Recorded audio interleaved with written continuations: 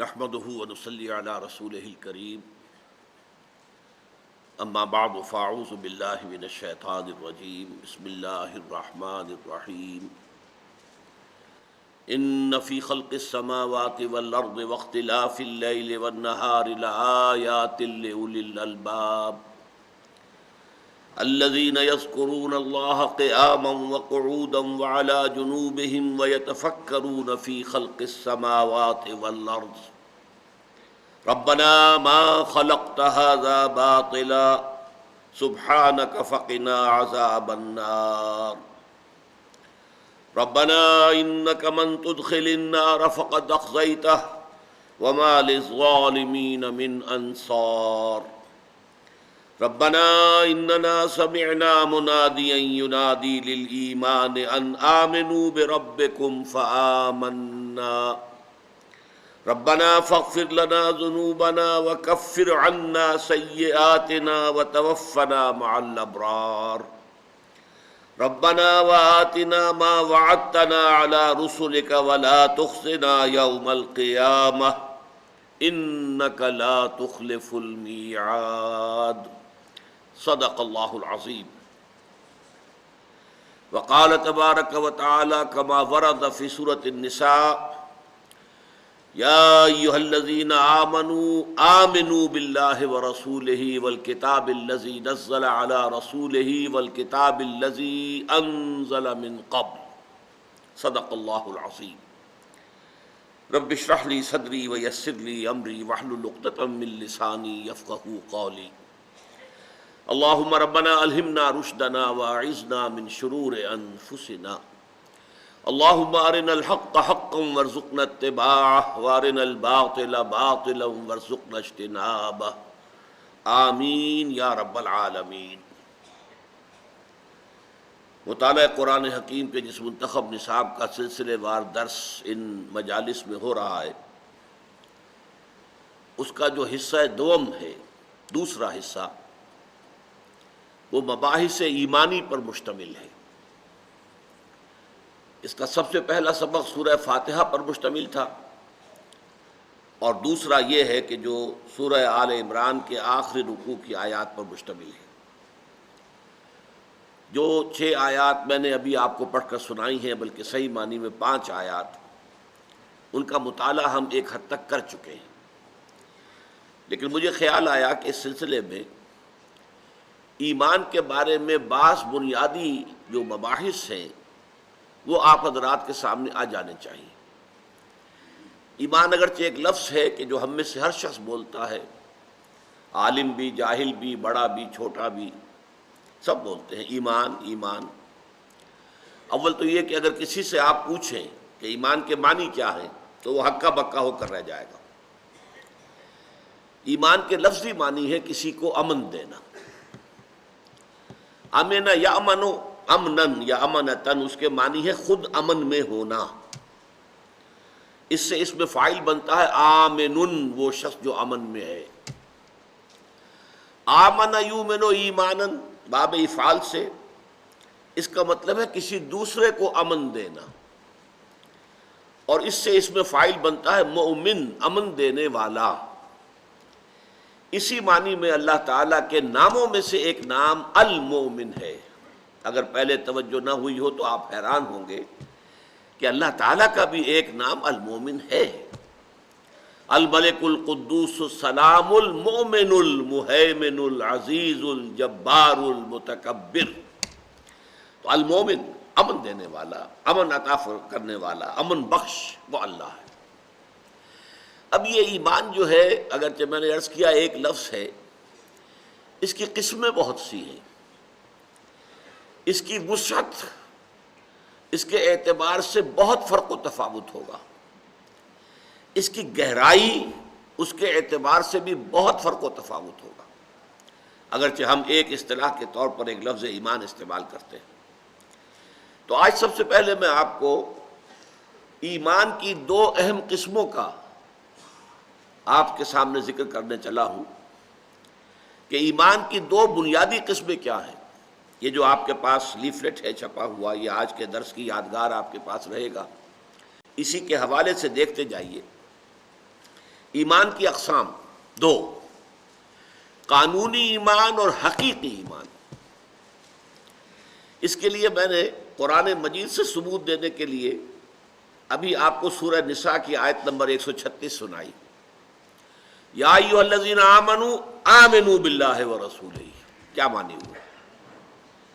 اے ایمان والو، ایمان لاؤ اللہ پر اور اس کے رسول پر۔ معلوم ہوا کہ یہ دو ایمان ہے، کوئی ایک ایمان تو کسی درجے میں پہلے حاصل ہے جس سے گفتگو ہو رہی ہے، یا ایھا الذین آمنوا، لیکن کوئی دوسرا ایمان ہے جس کو کہ حاصل کرنے کی ترغیب دلائی جا رہی ہے۔ یا ایھا الذین آمنوا آمنوا باللہ ورسولہ والکتاب الذی نزل علی رسولہ والکتاب الذی انزل من قبل۔ یہ جو ہمارا درس ہے بنیادی طور پر یہ سورہ آل عمران کی آیات پر مشتمل ہے۔ اس کے بعد آپ کو معلوم ہے سورہ نساء ہے، پھر سورہ مائدہ ہے، اس کی ایک آیت بڑی عظیم ہے، لیس علی الذین آمنوا وعملوا الصالحات جناح فیما طعموا اذا ما اتقوا وآمنوا وعملوا الصالحات ثم اتقوا وآمنوا ثم اتقوا واحسنوا واللہ یحب المحسنین۔ آپ کو معلوم ہے کہ شراب کے بارے میں اس کی حرمت کا جو حکم آیا ہے وہ تدریجاً آیا ہے۔ سورہ بقرہ میں صرف اتنی بات آئی کہ اے نبی یہ آپ سے شراب اور جوئے کے بارے میں پوچھ رہے ہیں، کہہ دیجئے ان دونوں کے اندر کچھ نفع بھی ہے لوگوں کے لیے، فائدے بھی ہیں، لیکن گناہ بھی ہے، اور ان دونوں کا گناہ کا پہلو جو ہے نفع کے پہلو سے بہت بڑھ کر ہے۔ یہ گویا کہ ایک انڈیکیٹر دے دیا گیا کہ آگے بات کدھر جائے گی، اس شراب کی حرمت کی طرف جائے گی۔ چنانچہ بہت سے صحابہ نے اسی آیت پر شراب ترک کر دی۔ اس کے بعد اگلا حکم آیا سورہ نساء میں، یا ایھا الذین آمنوا لا تقربوا الصلاۃ وانتم سکارا۔ اہل ایمان نماز کے قریب نہ جاؤ جبکہ تم نشے کی حالت میں ہو۔ معلوم ہوا بہت بری شے جو نماز سے روک دے، جو دین کی جڑ ہے، بنیاد ہے، الصلاۃ عماد الدین، اس سے روکنے والی شے ہے یہ شراب، لہذا کچھ لوگوں نے اس پر چھوڑ دی۔ لیکن ابھی چونکہ آخری حکم تو نہیں آیا تھا، وہ سورہ مائدہ میں آیا، فاجتنبوہ رجس من عمل الشیطان، یہ گندگی ہے، شیطانی عمل ہے شراب کا پینا، فاجتنبوہ، باز آ جاؤ، فہل انتم منتہون، اب باز آتے ہو کہ نہیں؟ اب اس پر صحابہ جو ہے ان کے رونگٹے کھڑے ہو گئے، اگر یہ گندگی ہے، اگر یہ اتنی بری شے ہے تو ہمیں تو پیتے ہوئے جو ہے عمریں بیت گئی۔ آپ کے علم میں ہونا چاہیے کہ عرب معاشرہ جو تھا جاہلی، اس میں بھی پینے کی اصل شے شراب تھی، پانی نہیں۔ پانی دھونے کے کام آتا ہے، نہانے کے، دھونے کے۔ جیسے آج مغرب میں ہے، آپ ہوٹلوں میں چلے جائیے، پانی نہیں ملے گا آپ کو، شراب جتنی چاہے لے لیں، پانی کا دستیاب ہونا مشکل ہو جائے گا۔ پانی پینے کی چیز نہیں ہے، پینے کی چیز تو شراب ہے۔ یہی اس معاشرے میں تھا۔ تو اب جن لوگوں کو پیتے ہوئے عمریں بیت گئیں، انہیں کپ کپی طاری ہو گئی، ایک بہت ہی تشویش لاحق ہو گئی۔ میں آج کی اصطلاح میں کہہ رہا ہوں کہ ہمارے تو جسم کے ایک ایک سیل کے اندر شراب جو ہے داخل ہوئی ہوئی ہے، تو ہماری نجات کیسے ہوگی؟ اس پر اللہ کی طرف سے ان کے اطمینان کے لیے آیت نازل ہوئی، لیس علی الذین آمنوا وعملوا الصالحات جناح فیما طعموا۔ وہ لوگ جو ایمان لائے اور جنہوں نے نیک عمل کرے، ان پر کوئی حرج اور گناہ کی بات نہیں ہے جو وہ پہلے کھا پی چکے۔ جب تک حرمت کا آخری حکم نہیں آیا تھا، اس وقت تک جو کھایا پیا وہ اللہ کی طرف سے معاف ہے، کنڈونڈ ہے۔ لیس علی الذین آمنوا وعملوا الصالحات جناح فیما طعموا۔ اب اس کے بعد تین رتبے آئے، اذا ما اتقوا وآمنوا وعملوا الصالحات ثم اتقوا وآمنوا ثم اتقوا واحسنوا۔ جب تک کہ ان کی روش یہ رہے کہ انہوں نے تقویٰ کا راستہ اختیار کیا اور ایمان لائے اور نیک عمل کیے، پھر ان کا تقویٰ اور بڑھا، وہ اور ایمان لائے۔ اب یہاں بھی دیکھیے وہ ایمان کے دو درجے آ گئے۔ پہلا درجہ اذا ما اتقوا وآمنوا وعملوا الصالحات، پھر دوسرا ترجمہ ثم اتقوا وآمنوا، پھر اور ایمان ان کا بڑھا، اور تقویٰ بڑھا تو وہ ایمان لائے، اور ایمان لائے۔ تو یہ ایمان کے دو درجے جو ہیں سورہ نساء کی اس آیت سے بھی ثابت ہوئے یا ایھا الذین آمنوا آمنوا باللہ ورسولہ والکتاب الذی نزل علی رسولہ والکتاب الذی انزل من قبل، اے ایمان والو ایمان لاؤ اللہ پر اور اس کے رسول پر اور اس کتاب پر جو اس نے اپنے رسول پر نازل کی اور اس کتاب پر کہ جو اس سے پہلے نازل کر چکا۔ یہ ایمان کون سے؟ اب اس کو اصطلاح کا نام میں نے دیا ہے، یہ سمجھیے کہ اس کو جو قرآن مجید نے یہ ٹرم استعمال نہیں کی ہے، قانونی ایمان اور حقیقی ایمان۔ قانونی ایمان کا سارا دار و مدار اقرار باللسان پر ہے، حقیقی ایمان کا دار و مدار تصدیق بالقلب پر ہے۔ یہ یہاں پر آپ کو ایک دوسرے کے مقابل جو چیزیں نظر آ رہی ہیں ان کو دیکھتے جائیے۔ اس کے حوالے سے یہ عظیم حقائق ہیں جو اچھے لوگوں پر واضح نہیں ہیں، بہت لوگ کنفیوزڈ ہیں، بہت بحثیں ہیں، بڑی ہمارے ہاں اس پر تکرار ہے، جھگڑے ہیں، مناظرے ہیں، لیکن یہ اس طریقے سے بالکل کلیئر کٹ بات، ایک انالیسس کہ جس کے بارے میں بالکل جو ہے طبیعت کے اندر سکون اور اطمینان پیدا ہو جائے۔ اب یہ جو دو اصطلاحات آئی ہیں، اقرار باللسان اور اس کے مقابلے میں تصدیق بالقلب، یہ کہاں سے ماخوذ ہیں؟ یہ میری نہیں ہے، یہ ماخوذ ہے۔ کہاں سے؟ دیکھیے، ایمان مجمل اگر بچپن میں اللہ تعالیٰ نے آپ کے والدین کو توفیق دی ہو اور انہوں نے آپ کو یاد کرائے ہوں، 6 کلمے، ایمان مجمل، ایمان مفصل، بدقسمتی سے آج کل تو حال یہ ہے کہ میں کبھی کسی مجمع میں ہاتھ اٹھواتا ہوں تو معلوم ہوتا ہے کہ 5-10% سے زیادہ لوگ نہیں ہیں کہ جن کو یہ چیزیں یاد ہوں، اس لیے کہ زمانہ بدل گیا۔ کبھی تعلیم ہوتی تھی مسجد سے شروع ہوتی تھی، مکتب سے شروع ہوتی تھی، نورانی قاعدہ سے شروع ہوتی تھی، پھر قرآن پڑھا جاتا تھا، پھر کہیں جا کر کسی اسکول وغیرہ میں داخلہ ہوتا تھا، اور پہلے وہ کتابیں پڑھائی جاتی تھی۔ تعلیم الاسلام، مفتی کفایت اللہ رحمۃ اللہ علیہ، مفتی کفایت اللہ دہلوی کی کتاب ہے تعلیم الاسلام، لیکن اب زمانہ گزر گیا، لہذا مجھے اندیشہ ہے کہ شاید بہت سے لوگوں کو یاد نہ ہو، لیکن میں شرمندہ نہیں کرنا چاہتا۔ وہ الفاظ میں آپ کو سناتا ہوں۔ ایمان مجمل کیا ہے؟ آمنت باللہ کما ہوا باسمائہ و صفاتہ، میں اللہ پر ایمان لایا جیسے کہ وہ اپنے ناموں سے ظاہر ہے، اپنی صفات سے ظاہر ہے۔ اس کی ذات کو ہم نہیں جانتے ہیں، اس کے نام جانتے ہیں، اس کی صفات جانتے ہیں۔ بہت اہم مسئلہ ہے، لیکن یہ میرا موضوع اس وقت کا نہیں ہے کہ معرفت خداوندی کے کون سا گوشہ ہے جو ہمارے لیے آؤٹ آف باؤنڈس ہے۔ ذات خداوندی ہمارے فہم سے، تخیل سے، تصور سے، ہر چیز سے وراء الورا ثم وراء الورا ثم وراء الورا، we can't know it۔ ہاں، صفات خداوندی ہم جان سکتے ہیں، اسماء خداوندی ہم جان سکتے ہیں۔ آمنت باللہ کما ہوا باسمائہ و صفاتہ، میں اللہ پر ایمان لایا جیسے کہ وہ اپنے ناموں اور اپنی صفتوں سے ظاہر ہے۔ وقبلت جمیع احکامہ، اور میں نے اس کے تمام احکام تسلیم کر لیے، سر تسلیم خم ہے۔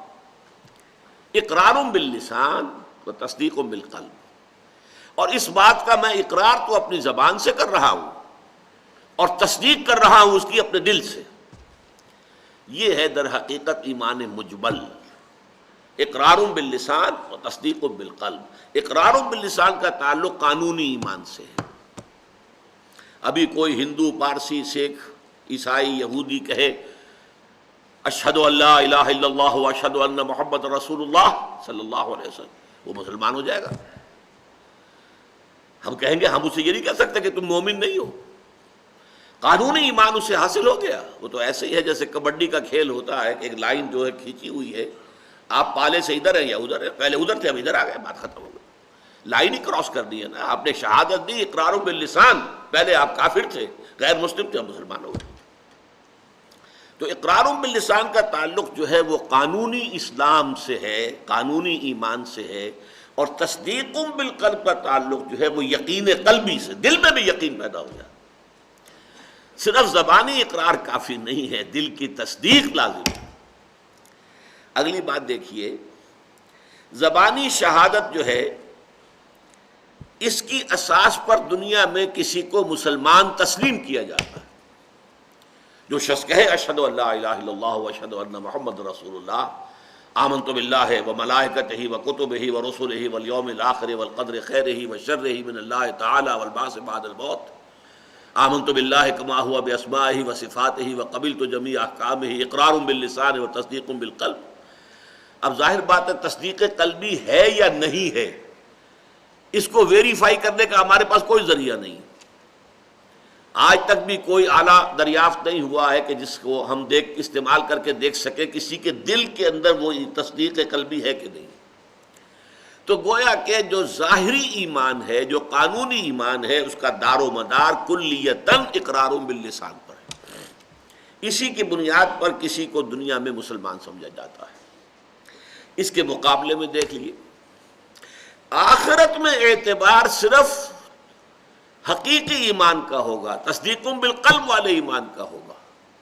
آخرت میں اللہ تعالیٰ جو ہے مجبور نہیں ہے کہ وہ ہمارے دلوں کو نہیں جان سکتا، وہ تو ہمارے دلوں کے حالات سے واقف ہے۔ وہاں وہی شخص مومن قرار پائے گا کہ جس کے دل میں یقین ہوگا۔ تو آخرت میں اعتبار صرف ایمان حقیقی کا، یعنی تصدیق بالقلب کا، یعنی یقین قلبی کا ہوگا۔ باقی دنیا میں کوئی شخص مسلمان کیا مسلمانوں کا لیڈر رہا ہو، رہنما رہا ہو، کوئی بڑا وہ دنیا میں جو ہے وہ ہو سکتا ہے شیخ الاسلام کے منصب پر فائز رہا ہو، بہت بڑا قائد ہو، لیکن اگر دل میں یقین نہیں ہے تو آخرت میں اس کا اندراج مومنوں میں نہیں ہوگا، وہ دنیا میں مسلمان مانا جائے گا۔ تو اب یہ چیزیں ایک دوسرے کے مقابل آ رہی ہیں، قانونی ایمان، حقیقی ایمان۔ قانونی ایمان کا دار و مدار اقرار باللسان پر، حقیقی ایمان کا دار و مدار تصدیق بالقلب پر۔ اقرار باللسان سے مراد کیا ہے؟ زبانی شہادت۔ تصدیق بالقلب سے کیا مراد ہے؟ یقین قلبی۔ اس قانونی ایمان کی اساس پر دنیا میں کسی کو مسلمان سمجھا جاتا ہے، آخرت میں اعتبار صرف حقیقی ایمان کا ہوگا۔ اب اس کے بعد جو اگلا لفظ ہے، اگلا جملہ ہے ایک دوسرے کے مقابل میں، یہ ایک دستوری اور قانونی حیثیت ہے جس میں نہ اضافہ ممکن ہے نہ کمی۔ قانونی ایمان جو ہے یہ ایک لیگل سٹیٹس دیتا ہے انسان کو، مسلمان ہوں میں، اشہد ان لا الہ الا اللہ و اشہد ان محمد رسول اللہ، آپ کو ایک قانونی سٹیٹس حاصل ہو گیا، لیگل سٹیٹس۔ اب آپ ایک مسلمان عورت سے شادی کر سکتے ہیں، آپ مسلمان باپ کے بیٹے ہیں تو وراثت آپ کو منتقل ہو جائے گی، آپ وارث ہوں گے۔ اگر آپ مسلمان نہیں مانے جائیں گے تو کسی مسلمان عورت سے آپ کی شادی نہیں ہو سکتی۔ اگر آپ مسلمان نہیں تسلیم کیے جائیں گے تو مسلمان باپ کی وراثت آپ کو منتقل نہیں ہوگی۔ اگر آپ مسلمان مانے جائیں گے تبھی آپ اسلامی ریاست کے مکمل شہری ہوں گے، نہیں مانے جائیں گے تو پھر آپ اقلیتوں میں شمار ہوں گے، آپ کا جو ہے وہ جزیہ ادا کرنے والے ذمیوں کا سٹیٹس ہوگا جو بھی ہوگا، لیکن آپ مکمل شہری اسلامی ریاست کے نہیں ہوں گے۔ تو یہ ایک لیگل سٹیٹس ہے، ایک قانونی حق ہے جو انسان کو حاصل ہو جاتا ہے۔ مسلمان کے جو بھی حقوق ہیں وہ اس بنیاد پر حاصل ہوتے ہیں، اس میں ہم کہیں نہیں دیکھ سکتے کہ اس کے دل میں ایمان ہے کہ نہیں ہے، یہ ہمارے دائرہ کار سے خارج ہے۔ کسی شخص کے بارے میں ہم نہ یقین سے کہہ سکتے ہیں کہ اس کے دل میں ایمان ہے، نہ یقین سے کہہ سکتے ہیں کہ اس کے دل میں ایمان نہیں۔ یہ دل کا معاملہ اس کا ہے اور اللہ کے درمیان ہے، جیسے نیت کا معاملہ ہے، ہم کسی کے بارے میں نہیں کہہ سکتے یقین سے کہ اس کی نیت نیک ہے، یہ سرٹیفکیٹ آپ نہیں دے سکتے، how can you give it. اسی طرح آپ کسی کے بارے میں یہ نہیں کہہ سکتے کہ اس کی نیت خراب ہے، آپ کو شواہد بلانے پڑیں گے، اگر اس نے غلط کام کیا تو اس کو غلط کام کی سزا دیجیے، نیت اس کی کیا تھی وہ جانے۔ اچھا، اس کے مقابلے میں آیا کہ یہ اس کی بنیاد پر جو ہے دنیا میں مسلمان تسلیم کیا جاتا ہے، اور یہ ایک دستوری اور قانونی حیثیت ہے جس میں نہ اضافہ ممکن ہے اور نہ کمی۔ لیگل سٹیٹس انسان کا جامد شے ہے، نہ گھٹتا ہے نہ بڑھتا ہے، لا یزید ولا ینقص، یہ جو الفاظ عربی میں لکھے ہیں، نہ گھٹتا ہے نہ بڑھتا۔ اب یہ در حقیقت ایک بہت بڑی کنٹروورسی ہے، اور اس میں امت مسلمہ کی دو عظیم ترین شخصیات جو ہیں ان کے مابین مشرق و مغرب کا بعد ہے۔ اس کے مقابلے میں کیا لکھا ہے؟ حقیقی ایمان گھٹتا بھی ہے بڑھتا بھی ہے، یزید و ینقص، یزید و زیادہ ہوتا ہے، و ینقص کم بھی ہوتا ہے۔ یہ گویا کہ ایک مشرق کی بات ہے تو ایک مغرب کی ہے، بعد المشرقین ہو گیا کہ نہیں؟ اور آپ حیران ہوں گے کہ یہ ائمہ دین میں سے عظیم ترین جو دو امام ہیں، اس لیے کہ فقہ کے بلے سرسبد امام اعظم امام ابو حنیفہ ہے رحمۃ اللہ علیہ، کوئی شک نہیں، اور محدثین میں سے سید المحدثین رئیس المحدثین امام بخاری رحمۃ اللہ علیہ۔ امام ابو حنیفہ کہتے ہیں لا یزید ولا ینقص، نہ ایمان گھٹتا ہے نہ بڑھتا ہے، اور امام بخاری کہتے ہیں یزید و ینقص، گھٹتا بھی ہے بڑھتا بھی ہے۔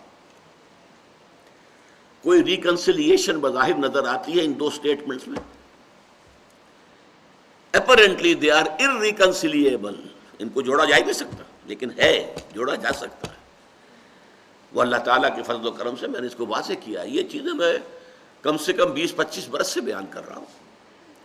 حقیقت ایمان پر میرے 5 لیکچر اسی میں ہوئے تھے، 1.5 گھنٹے کے 5، اس کے ویڈیوز موجود ہیں۔ یہ کوئی معمولی سا مضمون تو نہیں ہے۔ اس وقت تو میں منتخب نصاب کے درس کے ضمن میں کچھ چیزیں آپ کو بتا رہا ہوں، اس پر میری بڑی لمبی چوڑی بحثیں۔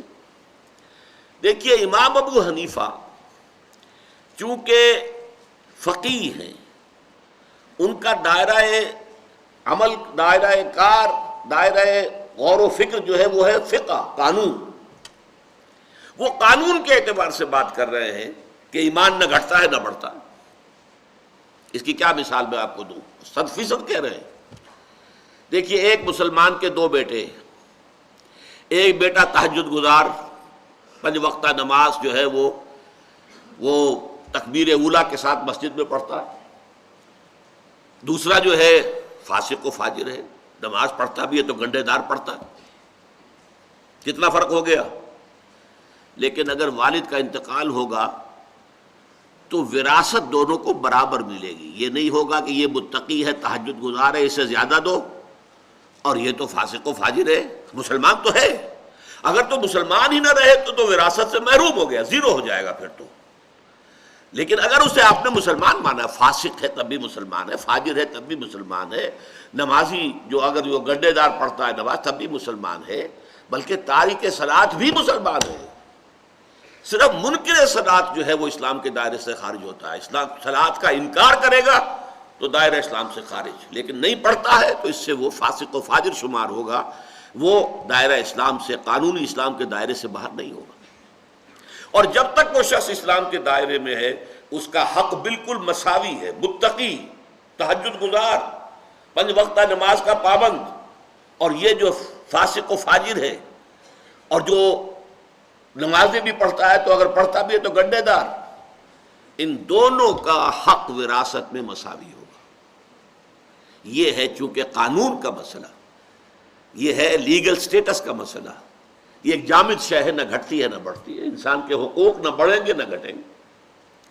لیکن حقیقی ایمان سید المحدثین امام بخاری کہتے ہیں بڑے ڈٹ کر یزید و ینقص، اور اس کے لیے قرآن مجید کی آیات ہیں، زادتہم ایمانا، ان کے ایمان میں اضافہ ہو گیا، قرآن سے ثابت ہے۔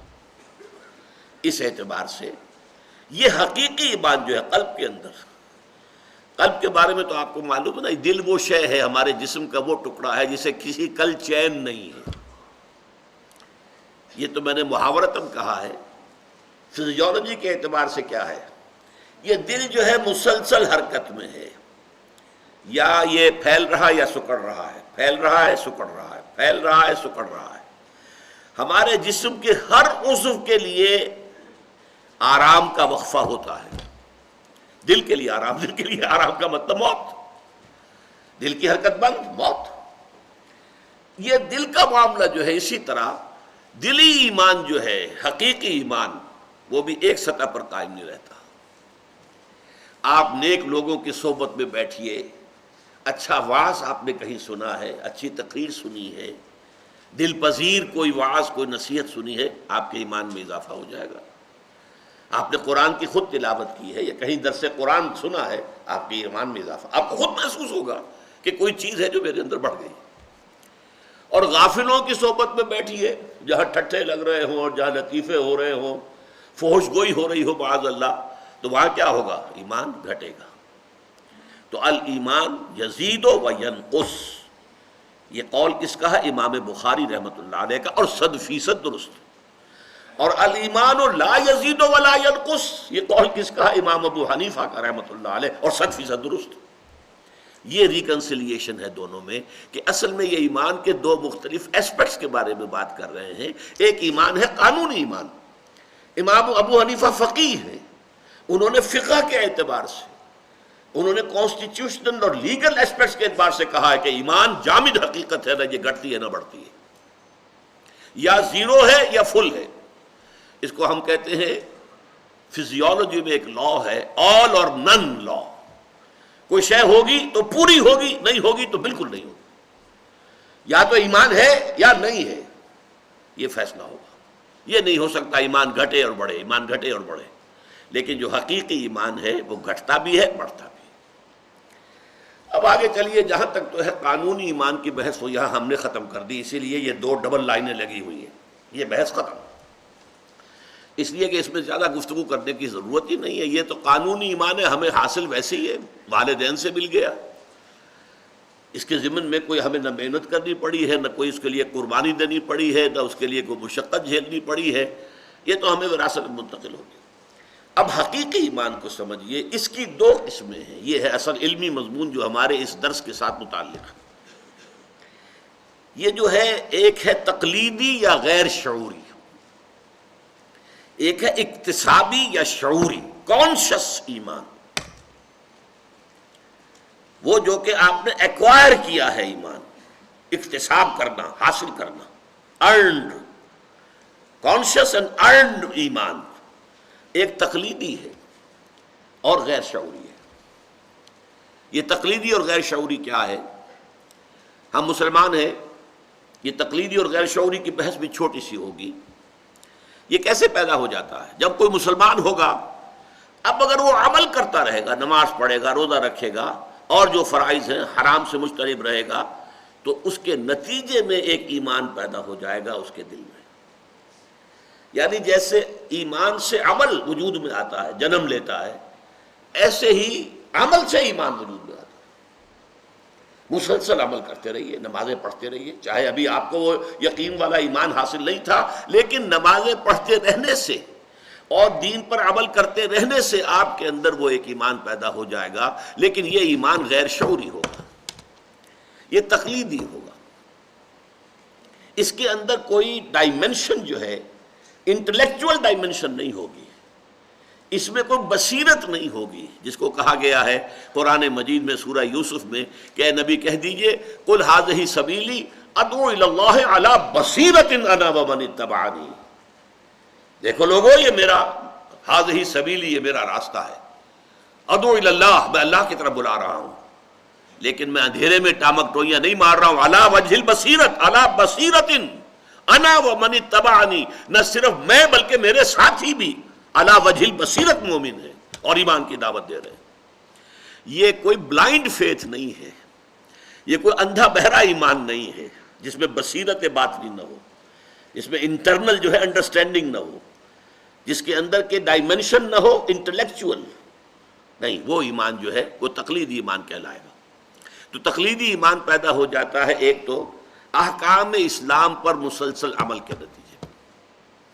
نمبر دو، یہ تقلیدی ایمان صاحب ایمان لوگوں کی صحبت سے بھی حاصل ہوتا ہے۔ جو صاحب ایمان ہیں، جن کے دلوں میں ایمان موجود ہے، یقین قلبی والا ایمان موجود ہے، آپ ان کے قریب رہیں گے، ان سے ملیں گے، ان کے پاس بیٹھا کریں گے، ان سے گفتگویں کریں گے، ان کی صحبت سے مستفید ہوں گے، تو اس سے بھی آپ کے اندر وہ ایمان پیدا ہو جائے گا، یقین والا ایمان پیدا ہو جائے گا، اگرچہ پھر یہ تقلیدی ہوگا، غیر شعوری ہوگا، یقین تو ہے نا۔ بلائنڈ فیتھ بھی یوں سمجھ لیجئے بہت قیمتی شے ہے، بلکہ اپنی قوت کار کے اعتبار سے بلائنڈ فیتھ زیادہ طاقتور ہوتا۔ اندھا یقین، اندھے یقین کے نتیجے میں تو انسان بڑی سے بڑی قربانی دے جاتا ہے، جان پر کھیل جائے گا، اندھا یقین۔ لیکن ایک ہے وہ جو قل ھذہ سبیلی ادعو الی اللہ علی بصیرۃ انا ومن اتبعنی، اس کی شے کچھ اور ہے، اس کی شان کچھ اور ہے، اس کی قدر و قیمت کچھ اور ہے، اس کی تاثیر کچھ اور ہے، وہ ہے جو انقلاب لاتا ہے دنیا کے اندر۔ یہ اندھا ایمان انقلاب نہیں لا سکتا، سوسائٹی کو چینج نہیں کر سکتا، جس کے اندر صرف تقلید ہے اور غیر شعوری ایمان ہے۔ اچھا، اس کو بھی بحث کو ہم یہاں ختم کر رہے ہیں۔ تقلیدی یا غیر شعوری ایمان ہم میں سے اکثر کو اگر حاصل ہے وہ اسی کیٹیگری کا ہے۔ پہلا وہ ایمان ہمیں حاصل ہے، قانونی ایمان، وہ ہمیں حاصل ہے، وہ تو وراثتاً منتقل ہو گیا، ہمیں بچپن میں والدین نے وہ چیزیں سکھا دی اور وہ ہم نے مان لی، وہ ہم اشہد ان لا الہ الا اللہ و اشہد ان محمد رسول اللہ، پیدا ہوتے ہی ہمارے دانے کان میں اذان دی گئی، بائیں کے اندر جو ہے اقامت کہی گئی، وہ تو مسلسل اسلامی معاشرے کے اندر آپ کو مل گیا، وہ ہے ہمارے پاس، ہر ایک کے پاس ہے۔ اسی طریقے سے تقلیدی ایمان بھی بہت سو میں ہے، ہم میں سے بہت سو میں ہے۔ ایسا نہیں ہے کہ اب بالکل بے یقین قوم ہے، نہیں ہے۔ اور وہ کیوں کیسے پیدا ہوا ہے؟ مسلسل عمل کرنے سے۔ دین پر عمل کریں گے، اس کا ایک ریفلیکشن ہوگا، وہ باطن کی طرف اس کا ایک جو ہے رخ ہوگا، اس کا عکس پڑے گا اور ایمان پیدا ہو جائے گا۔ یا صاحب ایمان کی صحبت اختیار کریں گے، یہ بالکل فزیکل جو ہے فینومینن ہے۔ آپ آگ کی بھٹی کے سامنے بیٹھیں گے، حرارت آپ تک آ جائے گی، بس سامنے بیٹھنا ہی ہے نا، اور آپ کو کچھ نہیں کرنا، آپ کی ایفرٹ کے بغیر، بلکہ آپ کے کسی شعور کے بغیر وہ حرارت آ جائے گی۔ برف کی سلیں رکھی ہوئی ہیں، ان کے قریب ہوں گے آپ کو برودت اور ٹھنڈ جو ہے پہنچ جائے گی۔ اسی طرح صاحب ایمان کی صحبت سے ایمان پیدا ہو جائے گا، اگرچہ وہ ایمان تقلیدی اور غیر شعوری ہوگا۔ اب آئیے اکتسابی یا شعوری ایمان، یہ ہے در حقیقت جو ہائیسٹ آرڈر آف ایمان ہے، یہ انبیاء و صدیقین کا ایمان ہے۔ آپ کو معلوم ہے نبی بھی ایمان لاتا ہے، جیسے میں نے کہا المومن اللہ کا نام ہے، تو نبی بھی تو مومن ہے نا۔ آمن الرسول بما انزل الیہ من ربہ والمومنون، ایمان لائے رسول صلی اللہ علیہ وسلم اس چیز پر جو ان کے رب کی طرف سے نازل کی گئی، تو مومن ہے۔ پھر مومن اول حضور پر ایمان لانے والے اول ابو بکر صدیق، کلیم اول سینہ ماں، کلیم اول ہے سینہ ماں، حضرت حضور کے لیے یہ لفظ استعمال کیا۔ حضرت ابو بکر کی شان میں اقبال نے کہا یہ جو ایمان ہے صدیقین کا، انبیاء کا، یہ اکتسابی اور شعوری ہے۔ اس کی بحث ہے جو ہم نے کی ہے ان 5 آیات کے ذیل میں۔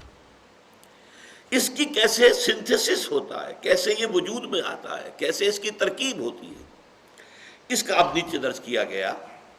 سب سے پہلے ایمان باللہ، لیکن ایمان باللہ جو ہے خالصتاً بدیہیات فطرت کی اساس پر پیدا ہوتا ہے اور آیات آفاقیہ و انفسیہ کے ذریعے پیدا ہوتا ہے۔ ایمان باللہ کے لیے میں پہلے عرض کر چکا ہوں تفصیل سے، کوئی منطقی دلیل موجود نہیں ہے، کوئی سائنٹیفک دلیل موجود نہیں۔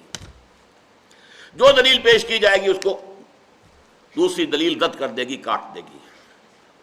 ان الحدید بالحدید یفلح، لوہا لوہے کو کاٹ دیتا ہے۔ اسی لیے امام راضی کے بارے میں اب میں نہیں کہہ سکتا یہ کہانی ہے یا واقعہ ہے، ہو سکتا ہے واقعہ ہی ہو سکتا ہے ایسے ہی کہاوت مشہور ہوئی ہو، لیکن مشہور ہے کیونکہ وہ ہمارے ہاں منطقی اور فلسفی مفسرین میں ٹاپ پر ہیں۔ ہمارے ہاں جو اولین تفسیریں لکھی گئی ہیں، جو عربی تفاسیر ہیں، ان میں سے ایک ہے وہ کہ جو روایات کے اعتبار سے ٹاپ پر ہے، وہ تفسیر طبری ابن جریر جس کا خلاصہ ابن کثیر۔ ایک وہ ہے جو عربی گرامر کے اعتبار سے، عربی ادب کے اعتبار سے ٹاپ پر ہے، وہ زمخشری کی تفسیر۔ اور نمبر 3 ایک وہ جو عقل کے اعتبار سے، منطق کے اعتبار سے، فلسفے کے اعتبار سے، ریاضی کے اعتبار سے، فلکیات کے اعتبار سے، ان تمام اعتبارات سے جو تفسیر لکھی گئی ہے وہ ٹاپ پر ہے تفسیر کبیر امام راضی۔ بہت بڑے منطقی، بہت بڑے فلسفی، یہاں تک کہ بعض اہل حدیث حضرات تو ان کی تفسیر پر جو ہے ایک پھبتی چست کرتے ہیں، پھبتی مذاق اڑاتے ہیں اس کا، فیہا کل شیء الا التفسیر، ان کی تفسیر میں ہر شے ہے سوائے تفسیر کے، منطق ہے، فلسفہ ہے، فلکیات ہے، نہ معلوم کیا کیا کچھ ہے۔ لیکن بات صحیح نہیں ہے، مجھے بہت پسند ہے وہ قرآن مجید کی جس عبارت پر گفتگو کرتے ہیں اس کا پہلے انالیسس کرتے ہیں، لاجیکل انالیسس، اس میں مسائل کون کون سے آئے ہیں، اس میں پرابلم کون کون سے پیدا ہوتے ہیں، اس میں سوال کون کون سے اٹھتے ہیں جنہیں حل کرنا ہے، فیہ مسائل، پہلے ان کو بہت مرتب کریں گے، پھر اس کے جواب دینے کی کوشش کریں گے۔ تو بڑی اونچی تفسیر لے۔ ان کے امام راضی کے بارے میں آتا ہے کہ موت کے قریب شیطان آ گیا ان سے مناظرہ کرنے کے لیے، تم خدا کو مانتے ہو کہ ہاں میں مانتا ہوں، کس دلیل سے مانتے ہو؟ ایک دلیل دی، شیطان نے اس کو کاٹ دیا، دوسری دلیل دی، شیطان نے اس کو بھی رد کر دیا، تیسری دلیل دی، اس کو بھی کاٹ دیا۔ تنگ آ کر پریشان ہو کر آخر میں امام راضی نے فرمایا اموت علی عقیدت امی، میں اپنی ماں کے عقیدے پر جان دے رہا ہوں، منطق فلسفہ سب ختم۔ جیسے میری ماں تھی، ان پڑھ تھی، امی تھی، وہ کوئی فلسفی نہیں تھی، منطقی نہیں تھی، خدا کو مانتی تھی، میں اسی طریقے سے اس اندھے بہرے ایمان کے اوپر، اندھے ایمان کے اوپر جان دے رہا ہوں، اموت علی عقیدت امی۔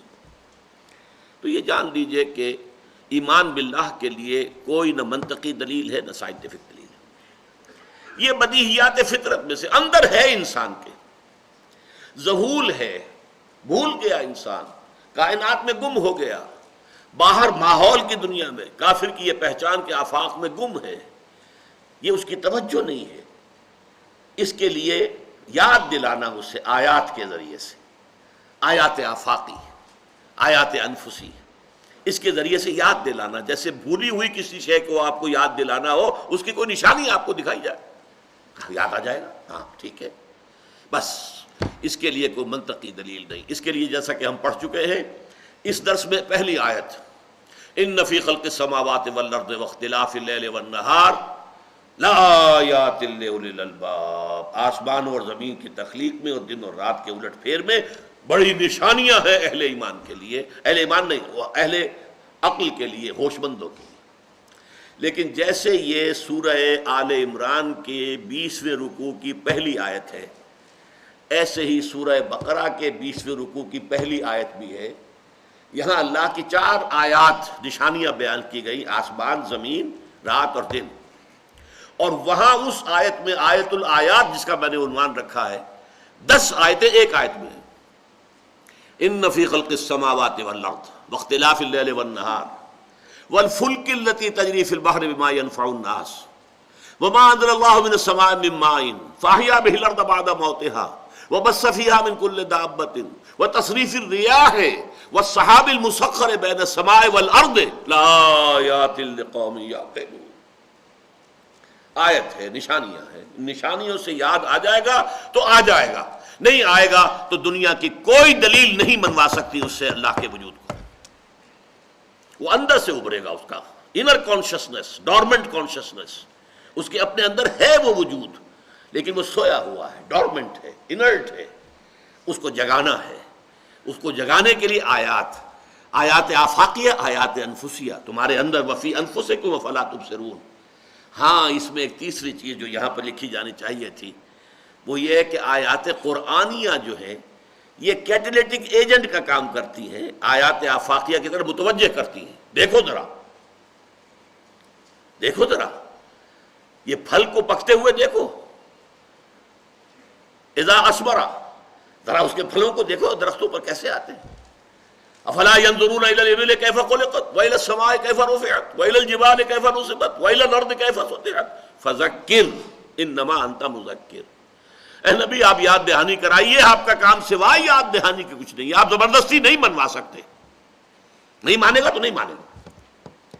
تو ایمان باللہ کے لیے جو الفاظ یہاں لکھے ہیں، خالصتاً بدیہیات، بدیہ کسے کہتے ہیں؟ بدیہ وہ شے جو از خود روشن ہو، واضح ہو، جس کے لیے کسی دلیل کی ضرورت نہیں، وہ ہمارے فطرت کے اندر، بدیہیات فطرت کی اساس پر، اور آیات آفاقیہ اور آیات انفسیہ کے ذریعے سے ایمان باللہ حاصل ہوتا ہے۔ البتہ اگلا ایمان، ایمان بالآخرت، اس میں بدیہیات فطرت اور عقل انسانی دونوں کا امتزاج آ جائے گا۔ فطرت کی بدیہیات میں سے کیا بات ہے؟ نیکی نیکی ہے، بدی بدی ہے۔ یہ ہماری نگاہ کا فطور نہیں ہے۔ Nothing is good or bad, only thinking makes it so، نہیں، نیکی نیکی ہے، بدی بدی ہے۔ ایول ایول ہے، گڈ گڈ ہے، یہ پرماننٹ مورل ویلیوز ہیں۔ فَأَلْهَمَهَا فُجُورَهَا وَتَقْوَاهَا، یہ تو انسان کے نفس کے اندر یہ چیزیں پیوست کر دی گئی ہیں الہامی طور پر۔ یہ تو بدیہیات فطرت میں سے ہو گیا۔ عقل کیا کہتی ہے کہ یہاں کوئی چیز بے نتیجہ نہیں ہے، ہر شے میں کوئی حکمت ہے، ہر شے میں کوئی مقصد ہے، گھاس کا تنکا بھی بغیر مقصد کے نہیں ہے، بغیر نتیجے کے نہیں ہے، یہ ہے عقل۔ اب ان دونوں کو جوڑیے تو نیکی کا نتیجہ یہاں اچھا نکلنا چاہیے، بدی کا برا نکلنا چاہیے۔ گندم از گندم بے رویت، جو سے جو، جو کہ ہم دیکھتے کہ نہیں نکل رہا، بلکہ بسا اوقات الٹا نکلتا ہے۔ نیکوکاروں کے لیے فقر ہے، فاقہ ہے، مصائب ہیں، مشکلات ہیں۔ بدکاروں کے لیے، یا جن کے کوئی سکروپلز نہیں ہے زندگی میں، کوئی اصول ہے ہی نہیں، جو بھی وقت کا تقاضا ہوا اس کے مطابق ڈھل گئے، جنہیں آج کل آپ لوٹے کہتے ہیں یا جو چاہیں بھی کہیں، جن کی کوئی پیدا ہے ہی نہیں، چلو تم ادھر کو ہوا ہو جدھر کی، تو ظاہر بات تکلیف کائے کو آئے گی۔ جدھر ہجوم جا رہا ہے ادھر آپ چلتے جائیں گے، آپ کو ایفرٹ بھی نہیں کرنی پڑتی۔ ہجوم کے خلاف چلنا چاہیں گے تو آپ کو بڑی زبردست ایفرٹ کرنی پڑے گی۔ لہٰذا یہاں ہم دیکھتے ہیں کہ برعکس معاملہ ہے، نیکوکاروں کے لیے مصیبتیں ہیں، فقر ہے، فاقہ ہے، تنگی ہے، بدکاروں کے لیے عیش ہے۔ آپ کے ہاں سب سے زیادہ پیسہ کن کے پاس ہے؟ اسمگلرز کے پاس، ہیروئن کا کاروبار کرنے والوں کے پاس، اور ان کی عزت ہے۔ کم سے کم یہ ہے کہ آج سے پاکستان بننے سے پہلے ہمارے معاشرے میں یہ ضرور تھا کہ ایسے لوگوں کے لیے عزت نہیں تھی، جن کے بارے میں معلوم ہوتا تھا کہ ان کے جو آمدنی کے ذرائع ہیں وہ غلط ہیں۔ آج تو ہماری ایسے قلب ماہیت ہوئی ہے کہ ہم انہیں جھک کر سلام کرتے ہیں، اس لیے کہ اس کا محل بہت بڑا ہے، اس کی کار بڑی لمبی ہے، بڑی نئی ہے، چمکیلی ہے، بڑکیلی ہے، یہ مرسیڈیز پر آ رہا ہے، نئی مرسیڈیز ہے، اس لیے سلام کریں گے۔ لہذا ایک اور زندگی ہونی چاہیے۔ ربنا ما خلقت ھذا باطلا سبحانک فقنا عذاب النار۔ اس دوسری زندگی میں مورل لا کو پورے طور پر بروئے کار آنا چاہیے۔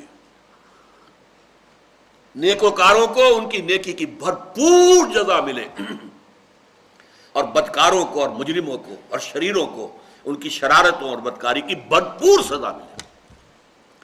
یہ ہے ایمان بالآخرت کے لیے قرآن مجید کا استدلال۔